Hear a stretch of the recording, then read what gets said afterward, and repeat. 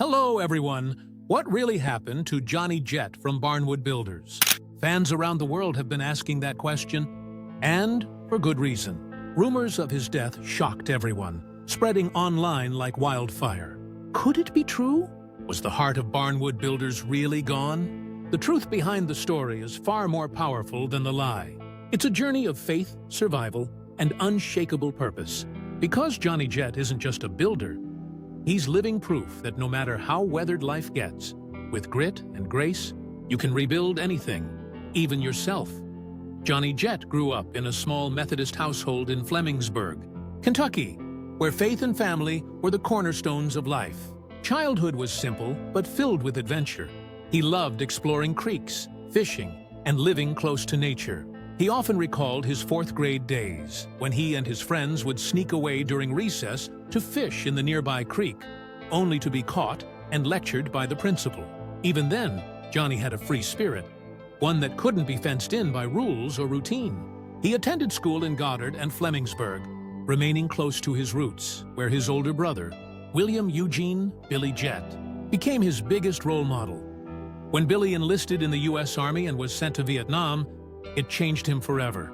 He witnessed the horrors of war and urged their father to keep Johnny from experiencing the same.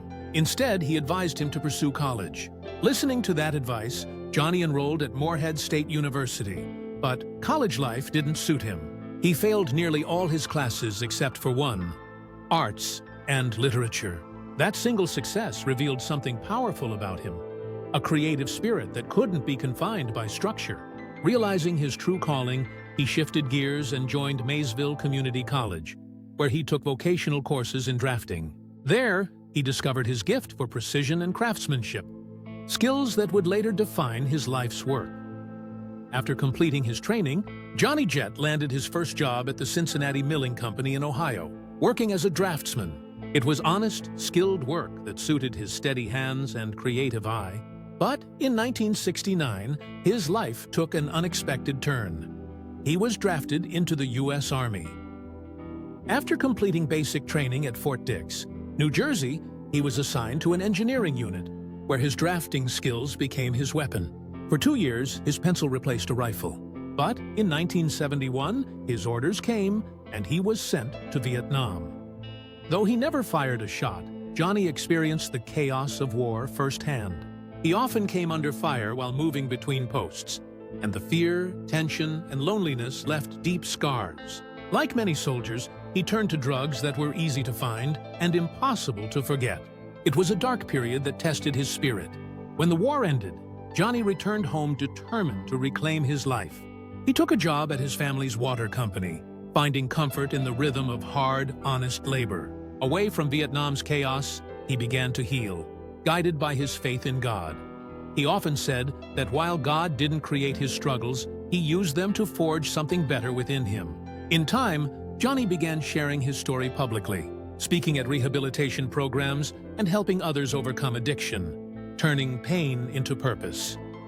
Meanwhile, his brother Billy Jett had built a career restoring old log cabins, and his passion inspired Johnny to build one himself.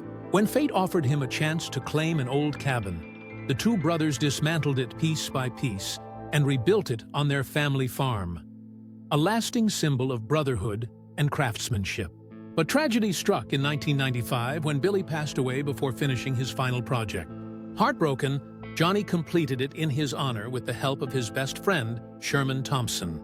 That project lit a spark in Johnny's heart, leading him to quit his job and pursue a dream: restoring historic cabins and turning his love for old wood into a legacy. Their work caught the attention of Rick Kaplan, a producer from Silent Crow Productions. On a ski trip through the area, Rick noticed the piles of ancient timber stacked in their boneyard and stopped to learn more. What he discovered inspired him to pitch a documentary about their work. In 2005, they filmed a 20-minute feature that captivated audiences. It wasn't loud or flashy, it was real. Though networks initially passed on it, wanting more drama and conflict, Mark Bow refused to fake arguments for television. The crew had built a bond stronger than business. They wouldn't break it for fame. Then the DIY network came knocking with a different vision, one of authenticity, friendship, and true craftsmanship.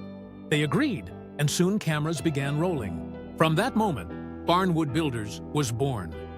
When Barnwood Builders premiered, audiences instantly fell in love. The show wasn't just about construction. It was about preserving American history. It followed Mark Bowe, Johnny Jett, Sherman Thompson, Graham Ferguson, Tim Rose, Max Hammer, and later Alex Webb as they traveled the country, rescuing old barns and cabins from decay. Each project told a story of the people who built them centuries ago. Viewers didn't just see wood, they saw heritage. One of the team's most memorable jobs was dismantling a massive 1830s barn built by President Abraham Lincoln's uncle, Josiah Lincoln, in Depot, Indiana. Every beam weighed over 1,000 pounds. Every plank carried history, and Johnny treated each one with reverence. The salvaged wood was later transformed into a new home in the Blue Ridge Mountains of Virginia, a living link between past and present. As the show grew, Johnny Jett became its emotional anchor. Watching him operate heavy machinery was like watching an artist at work. With calm precision, he moved tons of timber as if it were brushstrokes on a canvas. Despite being the oldest member of the team, Johnny worked tirelessly, his energy and spirit unmatched. Mark Bowe often said that Johnny was the best equipment operator he had ever seen. A true craftsman with the humility of a saint. Fans adored him for his humor and authenticity. During an online Q&A, when asked how he got so skilled with machinery, Johnny joked that it came from years of practice and not wanting to climb off it. That simple humor captured who he was, humble, funny, and full of heart. Then came the rumor that sent shockwaves through fans everywhere. A story claiming that Johnny Jett had passed away. Social media exploded with grief, and tributes poured in from around the world. For a moment, everyone believed the heart of Barnwood Builders was gone. But soon, the truth emerged. It was all a mistake. The obituary that sparked the rumor belonged to another man from Houston, Texas. Johnny Jett was alive and well. When Johnny heard about the hoax, he didn't get angry or bitter. Instead, he was moved by the outpouring of love. He said he was touched to see how many people cared so deeply. For his wife Donna and his grandsons Jonathan and Nicholas, it was a moment that reminded them how beloved he truly was. They had already endured real heartbreak when Johnny's son, Johnny Eugene Jett, passed away in 2017. That loss left a hole in their hearts, but through faith and family, they found strength to move forward together. Away from the cameras, Johnny Jett still lives a quiet, simple life in Fleming County, Kentucky.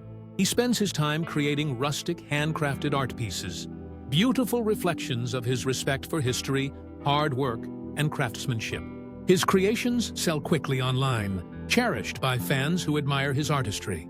With an estimated net worth of around $400,000, Johnny has built more than financial success. He's built a legacy. When Chip and Joanna Gaines rebranded the DIY network as the Magnolia Network in 2022, they handpicked Barnwood Builders as one of their flagship shows. Today, the series reaches nearly 500 million homes worldwide. Yet Johnny Jett remains the same humble craftsman he's always been. Steady, grounded, and grateful for every nail, every beam, and every blessing. Today, Johnny, Mark Bowe, and their crew continue to redefine what it means to be Appalachian craftsmen. They've proven that being a hillbilly isn't about ignorance. It's about hard work, resilience, and pride in one's craft. They've shown the world that old wood still has life, that the past deserves respect, and that craftsmanship is its own kind of art. For Johnny Jett, every beam lifted, every nail driven, and every cabin rebuilt is a way of honoring history. He often says that those who get to do what they love every day are the lucky ones.